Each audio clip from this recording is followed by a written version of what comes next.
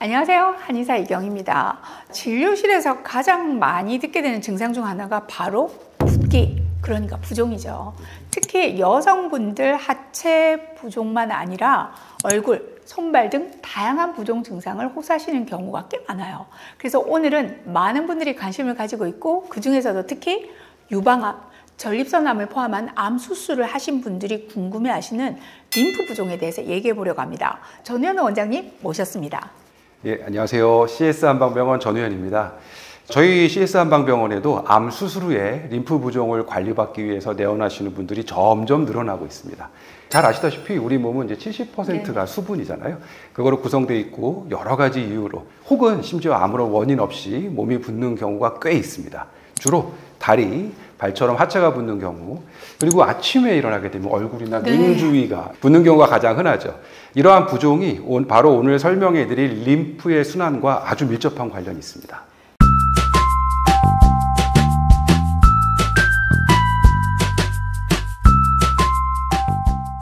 자, 흔하게 쓰는 말이면서도 정확하게 잘 알지 못하는 것이 바로 이 림프 또는 림프액일 텐데요.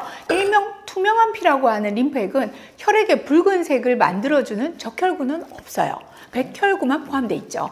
우리 몸의 젖줄이라고 할 수 있는 체액순환은 혈관 내를 도는 혈액순환계, 그리고 모세혈관과 신체 주위 조직에서 이 혈관 순환계를 보조해주는 림프 순환계, 이 두 가지로 이루어져 있는데요.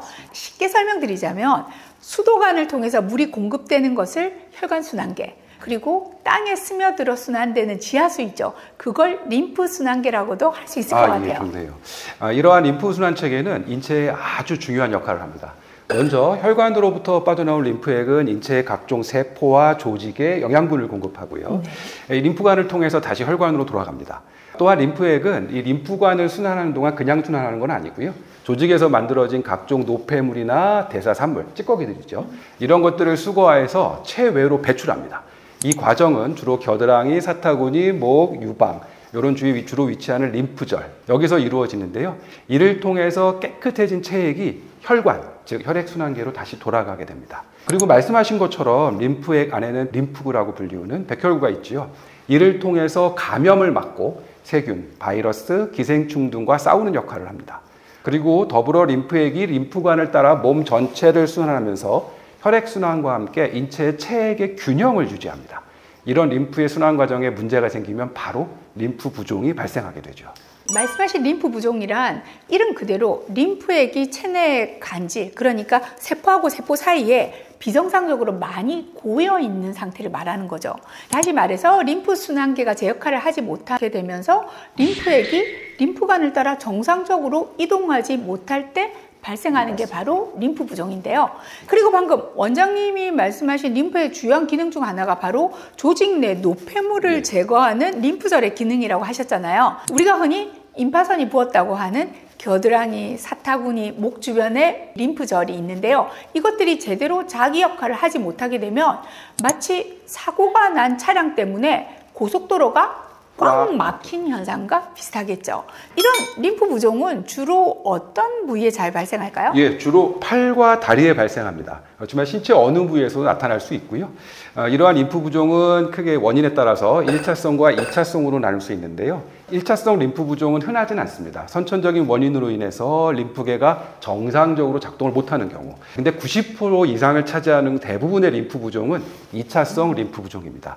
저희 병원에 오시는 분들도 대부분 2차성인데요. 수술이나 종양, 방사선 치료 혹은 외상 등으로 림프계가 손상되어서 발생합니다.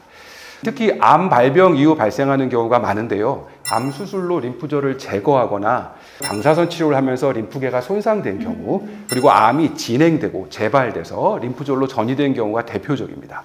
자주 발생하는 암의 종류를 살펴보면 역시 유방암이 가장 대표적입니다. 그 외 난소암이나 자궁경부암, 전립선암, 두경부암 이런 림프절이 많이 위치하는 부위의 암이 주로 해당되죠. 그리고 흔하지는 않지만 기생충 감염에 의해서도 발생할 수 있고요. 비만, 그리고 만성질환, 여러 가지 이유로 오랜 기간 운동을 못하는 경우, 화상이나 외상 후에 연부 조직이 아주 넓게 손상된 환자들에게도 자주 발생합니다. 최근에 국민건강보험공단 통계에 보면요. 국내에서 림프 부종으로 치료를 받는 환자가 점점점 늘어나는 추세라고 하는데요.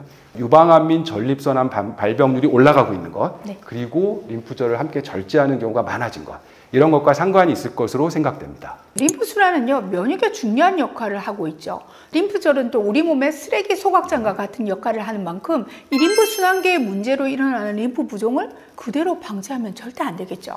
자, 흔히 겪는 일반적인 부종과 림프 부종의 감별점도 한번 알아볼까요? 예, 그렇게 말씀드리겠습니다. 일반적인 부종과 림프 부종의 가장 큰 차이는 앞서 이제 말씀드린 것처럼 림프 순환계, 즉 림프관이나 림프절에 손상이 있느냐 없느냐입니다. 심장, 신장, 간 등의 질병으로 몸이 붓던, 타박상을 입어서 그 부위가 붓던, 오래 서 있어서 다리가 붓던, 아니면 짜게 음식을 먹은 다음에 아침에 얼굴이 붓던, 이런 종류의 부종에는 림프 순환계에 손상이 없죠.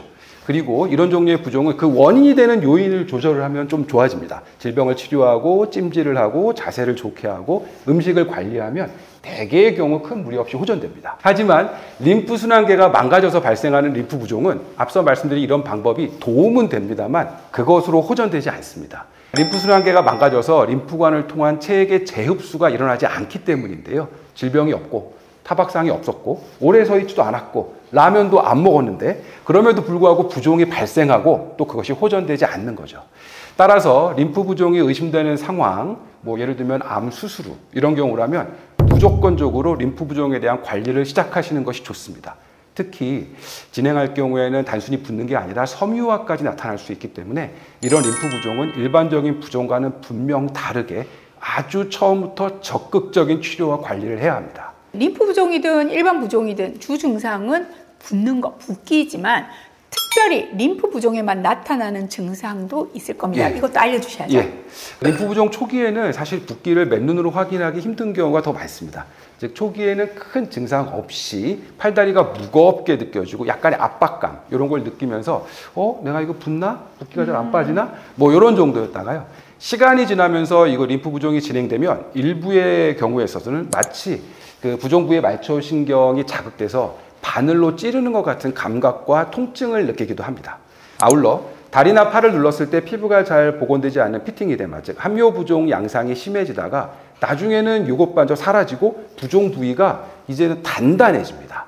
그리고 세균 감염으로 열관과 피부 발진 등이 동반될 수 있고 봉화지겸, 좀 감염이죠. 네. 쉽게 발생하고 부종으로 산소 공급이 잘 되지 않아서 상처가 한번 생기면 잘 아물지 않는 경우도 많습니다. 게다가 반복적인 피부염, 피부 박탈 이런 것도 진행되면 결국에는 조직이 뻣뻣해지는 섬유화가 진행돼서 붓기가 빠지지 않고 그대로 굳을 수 있습니다. 난 잘 부어. 이렇게 하면서 방치해 두실 것이 아니라 림프 부종은 아주 적극적으로 관리를 해줘야 되는 만성질환으로 보시면 되겠습니다. 다음번에는요, 이 림프 부종은 왜 꼭 치료하고 관리해야 하는지, 그리고 어떤 식으로 치료 관리를 하는 것이 좋은지 말씀드린 시간 갖도록 하겠습니다. 자, 인사드릴까요? 예, 감사합니다.